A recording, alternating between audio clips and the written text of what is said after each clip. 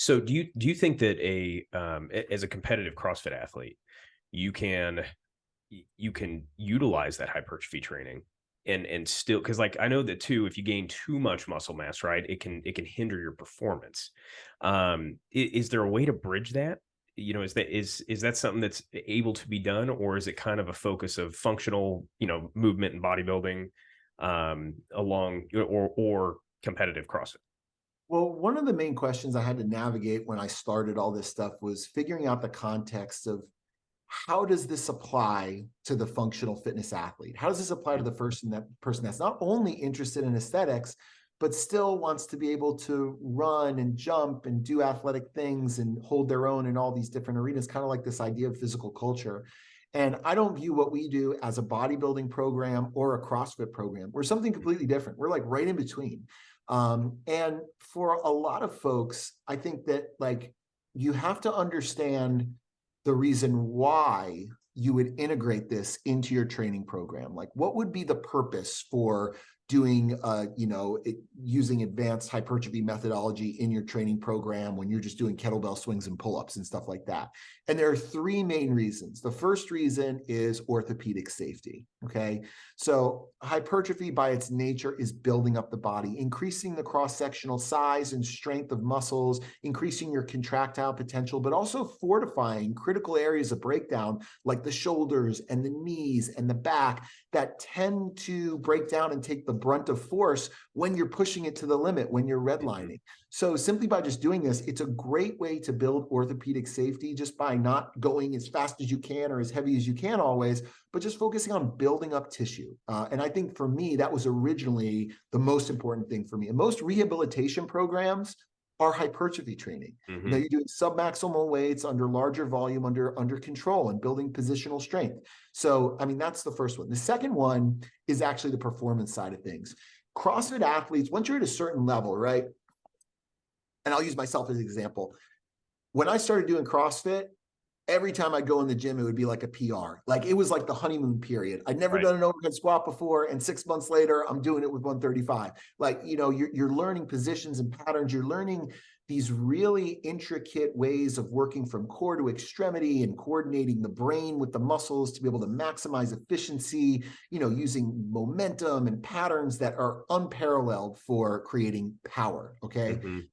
But at a certain point, those neurological adaptations hit a peak Hmm. where, trying to use your software, trying to improve the software and how you communicate with your body or get into better positions, like you're not going to get much more out of it.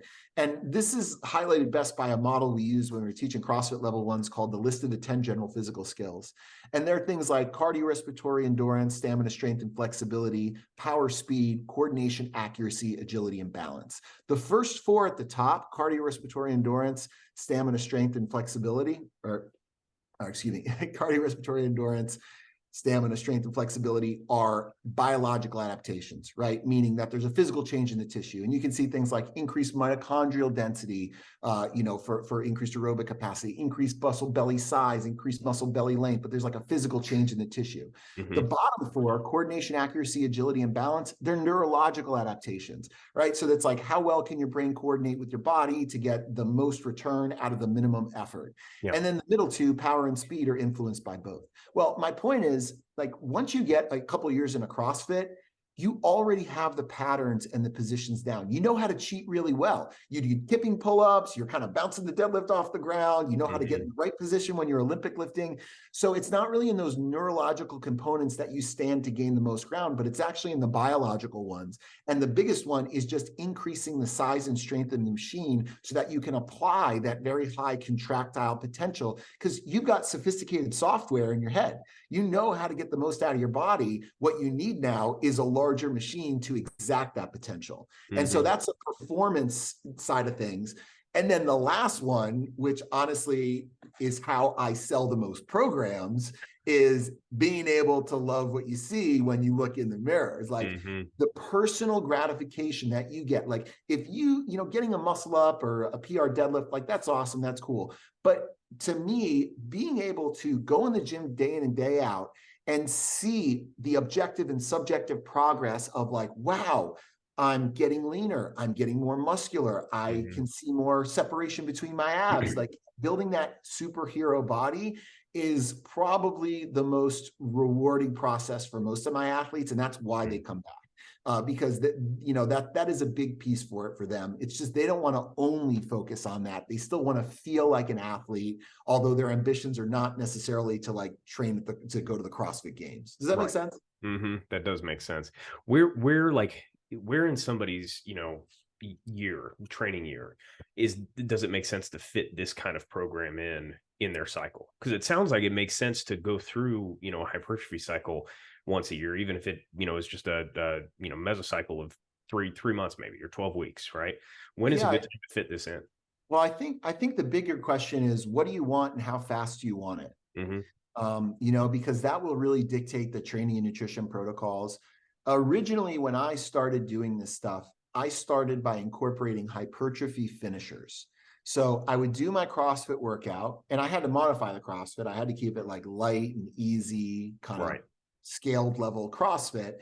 And then afterwards, I would pick a body part and I would annihilate it with hypertrophy training. And it would be the kind of thing where it's like maybe we did a workout like I don't know, Diane with like deadlifts and handstand push-ups, and then I finished with a bunch of auxiliary shoulder work. And actually, I've got the book right here. This is the second version of the Hypertrophy Finishers Bible, where it's just an index of these 10-minute hypertrophy finishers that you can put after your workout Oh, that's and cool. compare. And what's nice is like that's not really invasive or disruptive. You can still like go to your affiliate and do the class programming, Hmm. but then pick a body part you want to work on. You're like, hey, I really want to bring my legs or my shoulders or my biceps or my lats up. And you can hit that after the workout, instead of just doing the regular stretch down, cool down. That's your extra auxiliary hypertrophy work.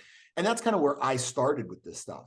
Hmm. But then that'll only get you to a certain point, right? Because, there is this concept of the SAID principle, specific adaptations to impose demands, which is really opposite to this idea of GPP, general physical preparedness, right? Or, Hmm. or, or maybe not so much, but like I guess with said training principles, the idea is if you want this adaptation, you need to be focusing on this type of work, right? Right. So if you want increased muscle size, the majority of your training should focus on these training principles where this is where you live most of the time. It doesn't mean that you can't go and visit other places, but this should look like the meat on your entree, right? When Hmm. you're doing it. And so I started taking some of the more advanced stuff that I had learned in my bodybuilding career and applying it to our program, Muscle Anarchy. And Muscle Anarchy, it's kind of, I love it because it takes some of the principles of CrossFit, but a lot of the advanced bodybuilding methodologies and kind of melds them together. So the program is about 75% of it is hypertrophy training. Okay. And it's a traditional hypertrophy training split where you've got legs, chest, back, shoulders, and arms Monday through Friday. So that might take, let's say, somewhere between 45 minutes and an hour of just pure hypertrophy training. And then within the hypertrophy training, there are components like pre-fatigue exercises, heavy mechanical loading, concentration work, metabolic stress work that really hit hypertrophy from all angles. And every week, unlike a traditional linear periodized program where it's like you're doing the same movement, the same reps every week, and you just try to put on more weight or you try to do another rep, it's undulating periodization where we have a framework of like, let's say on our leg day, there's a hinge-based movement, there's a squat-based movement, there's a single leg movement, but it changes week to week. So you're Hmm. still getting that component of variability that I personally love and find a lot of value with my athletes because it's a way to circumnavigate injuries and build versatility. A lot of the injuries we're seeing are just overuse injuries. It's just like back squat, back squat, back squat, clean, clean, clean. So we'll do all kinds of variations where like one week it might be a deadlift, the next week it might be a rack pull, the next week it might be a sumo deadlift off of blocks. It's like always kind of undulating in that regard Yeah. within those categories of pre-fatigue, heavy mechanical loading, concentration work, and metabolic stress. And then at the end of each day, there is a conditioning piece. And the conditioning piece is like the kind of conditioning that I wouldn't be afraid to do. So a lot of it is just some grunt work, air bike, ski erg, Yep. calisthenic work, dumbbell work, kettlebell work, but nothing that's going to be really high skill and nothing that's going to be really heavyweight. Because the thing Yep. about hypertrophy training is it's incredibly damaging. When you do good hypertrophy training, you're creating all these micro tears and damage to the sarcolemma of the muscle fibers and even the contractile components like the myosin and actin bonds that help those muscles shorten. So if you pile more damage on top of damage, it's hard to recover from that. Yep. So the hypertrophy training is the hypertrophy training, and the conditioning is the conditioning. The conditioning is not meant to be hypertrophy training, and the hypertrophy training is not meant to be conditioning. And I find that that's like really where we get the most value. There are a lot of different programs out there that try to blend a little Yep. bit of bodybuilding and CrossFit together. But what they do typically is they end up bastardizing both, Mm. where it's not a good conditioning program and it's not a good hypertrophy program Yep. because they're trying to make one the other when really they're best served kind of separately. Does that kind of Yeah, no, that a little definitely bit of answers the framework? question.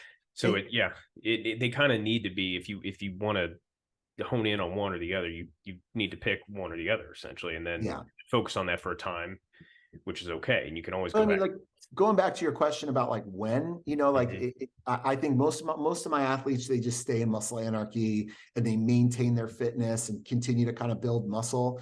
Mhm. But for like let's say a competitive athlete who has a season, like the Open is coming Right. and they have this off season.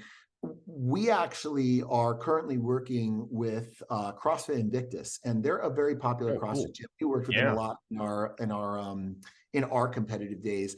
And we're creating a performance bodybuilding program with them where it's a hypertrophy program for competitors. So unlike the stuff we do in Muscle Anarchy that is like much more user friendly, Yeah. if you do need to do the squat snatches and muscle ups and really care about your score at the Open and need to maintain these very high level gymnastic skills, it's going to have skill work and conditioning reflective of that in between some really awesome functional hypertrophy training. Okay. So that's kind of on the docket this year. We'll be hosting it on Train Heroic. And, our main program, Muscle Anarchy, I think, for me, it's just getting people to try it out because once they taste it, it's a lock. It's usually the thing that those people that are program hopping, those folks that are out there that are like, I did HWPO and then I did Mayhem and then I did Proven and I tried Comp Train. And they just kind of ended up with the same result where they really didn't get anywhere, but they kind of ended up just getting hurt. This is really the answer for them, for those athletes that for one reason or another are ready to move on from CrossFit, but not abort it, not completely leave it, Right. just have it evolve for them.